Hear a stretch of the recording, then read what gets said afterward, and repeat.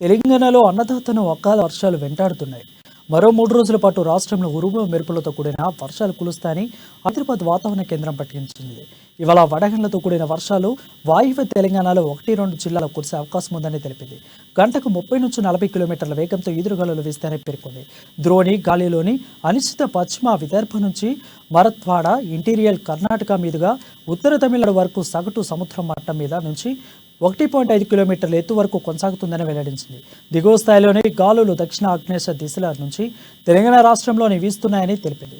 దీని ప్రభావంతో ఏప్రిల్ 30 నుంచి మే 1 పగటి ఉష్ణోగ్రతలు కొన్ని చోట్ల సాధారణంగా కన్నా గణనీయంగా తగ్గే అవకాశం ఉందని ఐఎండీ పేర్కొంది.